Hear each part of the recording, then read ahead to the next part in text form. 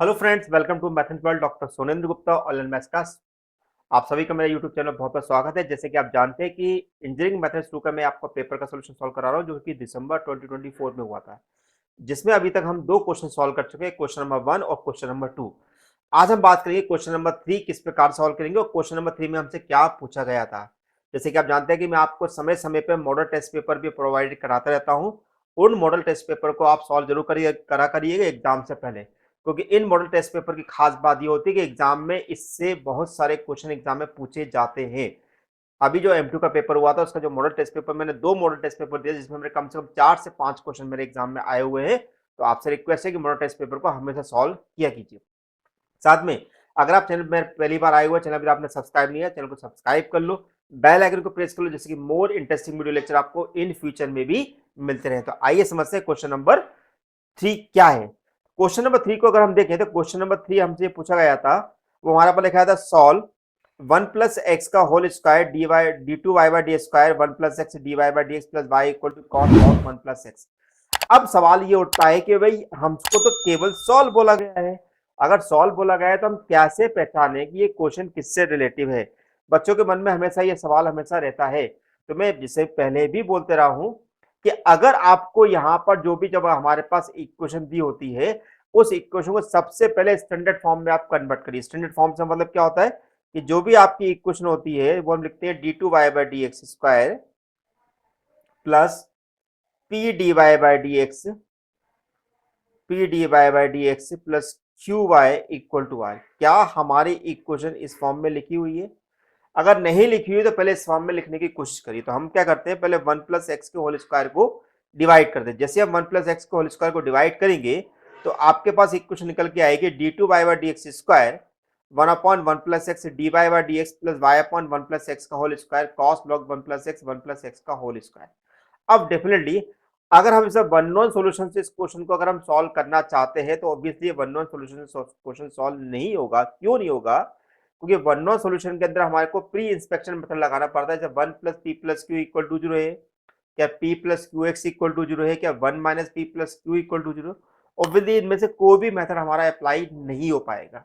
तो ऐसी कंडीशन में हमारा फर्स्ट ट्रायल जो होगा, हम चेंजिंग ऑफ इंडिपेंडेंट वेरिएबल का कॉन्सेप्ट को फॉलो करेंगे।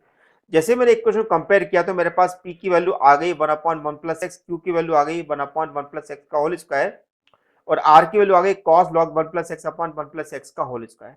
अगर हमें से चेंजिंग ऑफ इंडिपेंडेंट वेरिएबल से इस क्वेश्चन को अगर हमें सॉल्व करना है तो सबसे इंपॉर्टेंट चीज होती है कि यहाँ पर हमें ये ध्यान रखना है कि जो आपका क्यू होगा, यानी कि जो भी हम यहाँ पर dz अपॉन ds के होल स्क्वायर इक्वल टू लेंगे, वो परफेक्ट स्क्वायर की फॉर्म में होना चाहिए।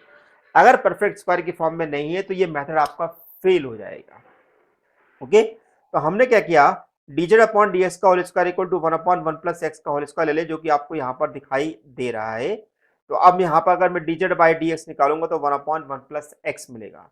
इसको मैंने यहाँ पर इंटीग्रेट किया तो z इक्वल टू मिलेगा log 1 प्लस एक्स, यानी कि हमारे पास z की जो वैल्यू आ गई है वो हमारे पास 1 प्लस लॉग 1 प्लस एक्स के बराबर आ गई है। अब हम क्या करेंगे, d two z upon d x square निकालेंगे, जो कि हमारे पास आएगा -1/1 प्लस एक्स का होल स्क्वायर। अब निकालेंगे P1, क्योंकि हम जब changing of independent variable method का जब अप्लाई करते हैं तो वहां पर हमें P1 Q1 और R1 निकालना होता है। इस P1 Q1 और R1 की भी एक इंपॉर्टेंट प्रॉपर्टी होती है, वो मैं आपको थोड़ी देर में बता रहा हूँ। तो जब हमने P1 निकाला तो हमारे पास क्या आएगा, d two z upon d square p d z upon d s d z upon d s का होल स्क्वायर। इन जनरल ये देखा जाता है कि जब भी अगर हम P1 निकालते हैं तो P1 की वैल्यू हमें 0 के बराबर मिलती है। क्यों ऐसा होता है इसका रीजन बता देता हूं मैं आपको। जो भी हमारे पास इक्वेशन, एक्चुअली हमारे को प्रॉब्लम क्या है इस वाली टर्म से, जब तक ये टर्म मेरे पास खत्म नहीं होगी तब तक मैं इसको सॉल्व नहीं कर पाऊंगा। तो ऐसी कंडीशन में जब P1 निकालते हैं तो ऐसी कंडीशन में वो P1 के अकॉर्डिंग हमारे पास वैल्यू क्या होती है, 0 बन जाती है। अब Q1 निकालते हैं, Q1 का फॉर्मूला जो होता है Q upon D z upon d x का होल स्क्वायर होता है, जो 1/1 प्लस का होल स्क्वायर 1/1 प्लस स्क्वायर का, यानी कि दोनों हमारे पास कैंसिल होंगे तो 1 बराबर। अब यहाँ पर ध्यान रखना, Q1 जो हमारे पास होता है वो दो ही टाइप की चीज हो सकती है। या तो Q1 जो होगा वो हमारे पास एक कांस्टेंट मिलेगा, या Q1 की वैल्यू हमारे पास क्या होगी, वो हमारे पास एक होमोजेनियस फॉर्म में होगा। होमोजेनियस फॉर्म में मतलब क्या है कि वो एक x square upon Q square की फॉर्म में होगा। अगर ऐसा नहीं होता है तो फिर ये changing of independent variable fail हो जाएगा, और फिर हम ऐसी कंडीशन में वेरिएशन ऑफ पैरामीटर अप्लाई करते हैं। तो अब मेरे पास क्या मिला है, Q1 की वैल्यू मेरे पास कांस्टेंट मिली है, तो हमने Q1 को लिख दिया। उसके बाद हमारे पास R1 की वैल्यू होती है R upon D z upon d x का होल इसका, जो कि R अपॉन इतना है, तो ये वाली वैल्यू इससे कैंसिल हो गई, तो cos log 1 प्लस एक्स हो गया z, और ये वाला पोर्शन जो मेरे पास z के बराबर है, तो ये बन गया हमारे पास cos z। जब भी हम चेंज को इंडिपेंडेंट वेरिएबल लगाते हैं, जैसे हम इक्वेशन को z में रिमूव करते हैं तो z में कन्वर्ट करते हैं, तो हमारे पास इक्वेशन जो होती है वो d2 by D Z square p1 dy by D z q1 y equal to r1 होती है। ऑब्वियसली ये वाली वैल्यू मेरे पास 0 है, तो मेरे पास q1 y equal to r1 होगा, और ये r1 जो होना चाहिए वो हमेशा z की फॉर्म में ही आना चाहिए। ओके, अगर नहीं आ रहा तो कन्वर्ट करना पड़ेगा। अगर ये कन्वर्ट नहीं कर पाएंगे तो ऐसी कंडीशन में ये मेथड आपका एप्लीकेबल नहीं हो पाए। क्यों? क्योंकि हमने जितने भी इंडिपेंडेंट वेरिएबल x लिए हुए उसको हमें z में कन्वर्ट करना है। तो अब मेरे पास इक्वेशन निकल के आ गई d2 by D Z square plus y equal to cos Z आ गई। अब ऑब्वियसली ये जो इक्वेशन जो है, जैसे linear differential equation higher order with constant coefficient को रिप्रेजेंट करती है।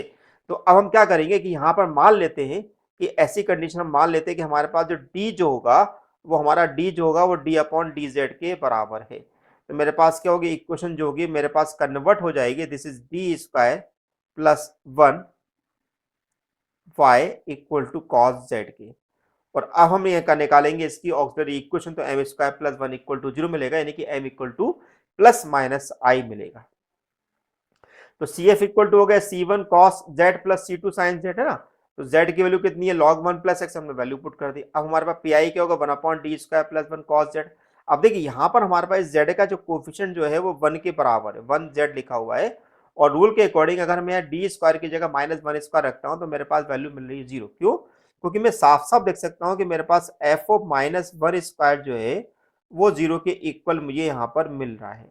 अगर 0 के इक्वल मिल रहा है तो हम क्या करेंगे, इस लॉजिक को अप्लाई करते हैं। लॉजिक क्या है हमारे पास, 1 upon d square plus A square cos of x लिखा हुआ है, जो होता है वो एक्स अपॉन 2a साइन ए एक्स कहलाता है, यदि F of minus A square जो होता है 0 के इक्वल होता है। हमें साफ साफ दिखाई दे रहा है कि वैल्यू हमारे पास 0 के इक्वल है, और ए की वैल्यू जो है मेरे पास 1 है, और एक्स जो है मेरे पास जेड के बराबर दिखाई दे रहा है। तो हमारे पास क्या होगा, z upon 2 into 1 sine z, यानी कि हमारा पी आई जो बन जाएगा वो log 1 plus x upon 2 sine log 1 plus x बन जाएगा। अब सिंपल हमने सी एफ और पी आई निकाला, दोनों को हम ऐड कर देते हैं, और यही मेरे पास रिक्वायर्ड सॉल्यूशन होगा। तो डियर फ्रेंड्स, अगर आप मेरी मैथमेटिक्स 2 की रेगुलर क्लास ज्वाइन करना चाहते हैं जो कि 2 अप्रैल से स्टार्ट हो रही है, तो आप उसको ज्वाइन कर सकते हैं। बहुत ही नॉमिनल फीस है, 30 वीडियो लेक्चर्स में आपको मिलेंगे, जिसमें आपको मैं ऑनलाइन क्लास ये लूंगा, और अगर आपको किसी भी प्रकार का कोई डाउट होता है तो आप मुझसे वहां पर पूछ सकते हैं। जल्दी से जाइए डिस्क्रिप्शन बॉक्स में, जल्दी से फॉर्म भरिएगा। डेमो क्लास आपको 1 दिन की मिलेगी जो कि 2 अप्रैल को होगी। रजिस्ट्रेशन फॉर्म को भरना बिल्कुल मत भूलिएगा। अगर आप वाकई में M2 के अंदर गुड मार्क्स चाहते हैं तो मुझसे आप जुड़ सकते हैं। आइए अब इसी का सेकंड क्वेश्चन हमारा है, सेकंड पार्ट हमसे बोला गया था, prove that jn of minus x equal to minus 1 to the power n jn of x where when n is a positive और नेगेटिव इंटीजर। देखिए ये क्वेश्चन भी हमारा बेसिस से रिलेटिव है, वो आपको बताना चाहूंगा कि ये क्वेश्चन भी मेरे मॉडल टेस्ट पेपर में दिया हुआ था। अब आप सोचिए कि मॉडल टेस्ट पेपर में मैंने तो आपको केवल 4 या 5 क्वेश्चन बता रहा, पता नहीं उससे ज्यादा और भी क्वेश्चन उसमें पूछे गए हैं जो मुझे भी इतना पता नहीं, क्योंकि जब जैसे जैसे पेपर में सॉल्व करते जाऊंगा तो मैं आपको बताते होंगे। जिन पे ये स्टार लगते हैं समझ जाना कि वो क्वेश्चन हमारे मॉडल टेस्ट पेपर से आए हुए हैं। अब जब भी अगर क्वेश्चन के अंदर अगर हमें जे दिया हुआ तो जे का मतलब होता है बेसिस फंक्शन। क्या होता है, जे का मतलब होता है बेसिस फंक्शन, यानी कि हमारा ये क्वेश्चन जो है बेसिस से रिलेटिव है। बेसिस के अंदर 2 प्रकार के काइंड होते हैं, फर्स्ट काइंड और सेकंड काइंड फंक्शन। तो यहाँ पर क्वेश्चन जो है फर्स्ट काइंड का है। अब आपके मन में सवाल होगा भाई फर्स्ट काइंड कैसे बोल रहे हो, सिंपल है। अगर किसी क्वेश्चन में अगर हमसे केवल जे एन मांगा जाता है तो उसको बोलते हैं फर्स्ट काइंड। क्या बोलते हैं, फर्स्ट काइंड, इसको यहाँ पर लिखा जाता है ना। लेकिन अगर किसी क्वेश्चन के अंदर अगर हमसे जे माइनस एन अगर आपसे पूछ ले तो आप समझ जाना कि क्वेश्चन जो है सेकंड काइंड का है। किसका है, सेकंड काइंड से रिलेटेड क्वेश्चन हमारे पास है। तो अब इस क्वेश्चन में लिखा क्या है, हमने आना फर्स्ट काइंड का हमने पहले फॉर्मूला लिखा, jn of x equal to k equal to 0 से infinity minus 1 to the power k factor k gamma n plus k plus 1 x upon 2 की पावर n प्लस 2k। अब यहाँ पर केवल इतनी सी बात दी हुई है कि यहाँ पर x की जगह माइनस x रखना है, तो हमारा फाइनल आंसर जो है minus 1 to the power n jn of x के बराबर होगा। तो बस कुछ नहीं करा हमने, x को माइनस x से रिप्लेस कर दिया। जैसे x को माइनस x से रिप्लेस करेंगे तो यहाँ पर माइनस साइन जो है बाहर निकल के आ जाएगा। क्यों? क्योंकि -1 की पावर हमारे पास कितनी आएगी, n+2 की हो जाएगी। और -1 टू दी पावर n+2 की जो वैल्यू होती है वो देखिए कितनी इंटरेस्टिंग वैल्यू है। अगर मैं इसको सॉल्व करता हूँ तो मेरे पास क्या आएगा, जैसे -1 टू दी पावर n आएगा और -1 टू दी पावर 2 क्या आएगा। अब मैं ये की कोई भी वैल्यू जो 0 से लेके इन्फिनिटी रखी है उन सब के लिए ये वाला पोर्शन जो होगा हमेशा 1 के बराबर होगा। तो इसका मतलब ये हुआ कि ये वैल्यू मेरे पास जो होगी -1 की पावर n के बराबर है। तो हमने क्या लिख दिया, समेशन k इक्वल टू 0 से infinity -1 to the power n -1 to the power n gamma factor k gamma n plus k x upon 2 की पावर n प्लस के। चूंकि मेरा समेशन जो है केवल k पे काम कर रहा है तो ऐसी कंडीशन में मेरा -1 टू दी पावर n मेरा बाहर निकल जाएगा और कुछ इस प्रकार से लिखा जाएगा।